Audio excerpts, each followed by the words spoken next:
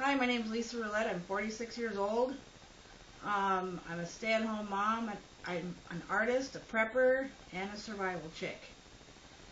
I have a lot of experience in survival, bushcraft prepping, primitive skills. That's what I do for fun, and that's what I do for my life. We have 10 acres here. We grow a lot of gardens in the summertime. We can food, dehydrate it. We've been getting a lot of wild edibles, like wild leeks, fiddlehead ferns. We get wild rice in the fall. We make a lot of our own soap and salves. We do a lot of tinctures. I make hand drums. I make a lot of stuff out of leather. I make my own leather. What else do I do? Tan buffalo hides. Tan buffalo hides. Anything with hair on it or off it, I can do the hides. The sinew, I can make sinew out of deer. I make Anything that I can do, she can do better. I'm working on a raccoon hide now. I'm going to make Lloyd a raccoon tail hat for Christmas, like Davy Crockett. He thinks it's for me, but it's not. I don't know. I've trained my kids from a very young age to learn how to be self-reliant. I've always thought it was important. We follow the Ojibwe culture. The woodland lifestyle is, it's a really fulfilling way to live. I've always told my kids that someday people will see that what we're doing is important. And it's taken a while, but, you know, boy, it's coming around. I tell you what, I got a lot of friends on Facebook. I never thought I'd be into that, but man, people really want to know. And I find it really fulfilling to be able to show people simple ways of doing things, especially like for prepping. People depend on all these, you know, we have some solar panels. We don't depend on them, but we have them. We got like a ham radio. We got like 8 wood stoves. Yeah, we got a bunch of wood stoves. I have a lot of stuff, more than what we need, because I know I'll have friends that need it.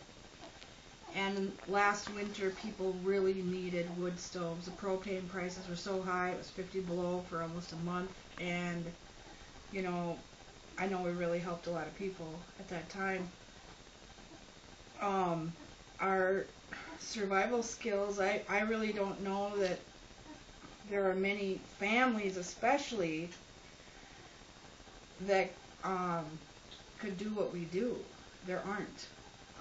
People are starting to raise their kids and teach them that way, but We've been doing it. right. And there are a lot of people up here that are hunters or fishermen, or they go to powwows and camp on the weekends and stuff, but they really don't focus on the skills, how to not only survive in the woods, but thrive in the woods, how to enjoy yourself, even in a survival situation. They talk about doing it, and we do it. Right. And it's a mindset. It's understanding that Creator does provide everything that we need, and we only need to know how to look for it. And being grateful for what we have. We know that things are changing at a rapid pace right now, and I really believe that we saw that ahead of time. And I know that we saw that ahead of time because we listened to the teachings of the Ojibwe people and Lakota people. I have some elders that have really helped me out and showed me how to live. I've Sundanced 9 times. We help in the Medea Lodge. I'm really grateful for those opportunities.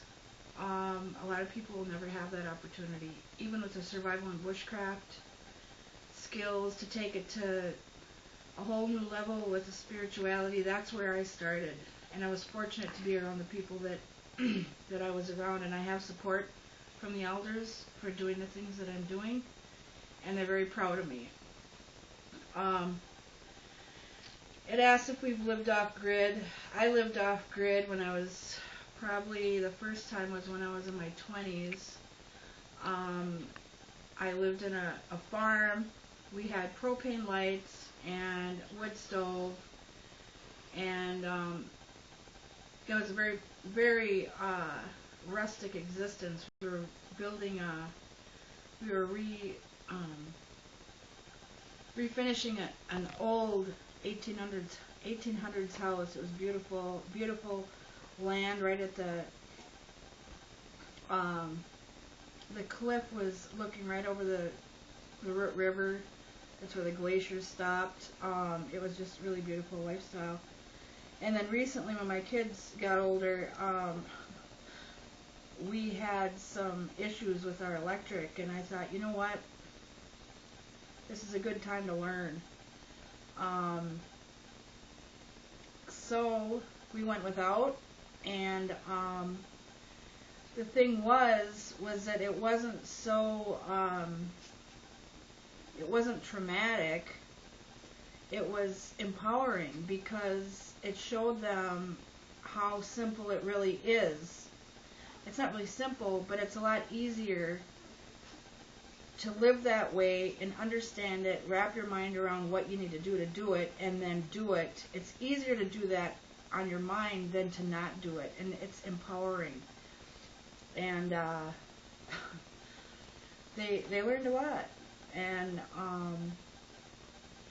right now, my granddaughter's looking at moving in with us, so we got the power back on, and we've got the modern conveniences, but my kids will always know how to do it. And at some point, I would like to go back to it and just, get more solar panels. But the only reason why we're not on it right now is because my daughter wants to bring my grandbaby here. And if it came down to it, we wouldn't really need electricity anyways. Right. But she wants that, and I'm willing to make her comfortable. So, whatever. But if it was up to me,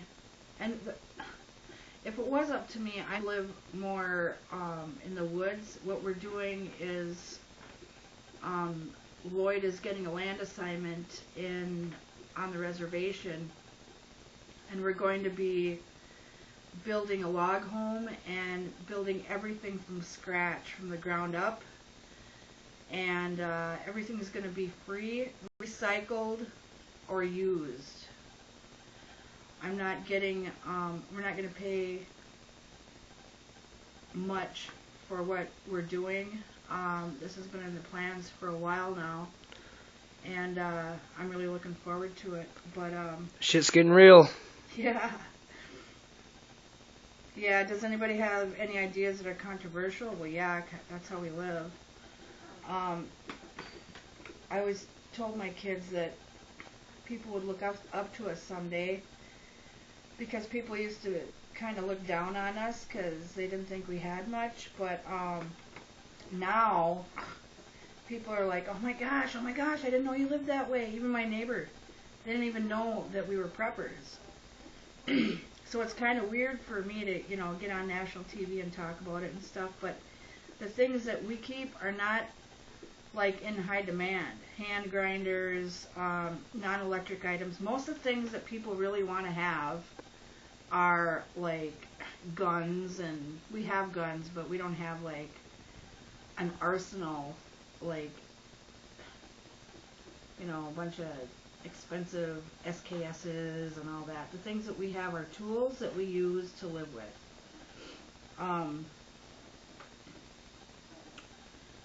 My pet peeves are people that are lazy, takers, people that don't give back. I feel like the lifestyle that we live, we're always giving to people, and we always get, it's like karma. What comes around goes around, and people give to us, and we give to them. But when you're gathering or hunting, you always think of the other people that may need what you are doing. Yeah. That's what we do. We always pick way more than we're going to need, and we always give a lot away. What family members work best together and what ones don't? I think we all work very well together. Lloyd and I really, if you're going to say someone that doesn't work well together, Lloyd likes to be the boss, and I like to be the boss. So he can't stand working with me because I'm like, okay, do that. And he's like trying to tell me how to do stuff. So it's better when, we can have like two groups, and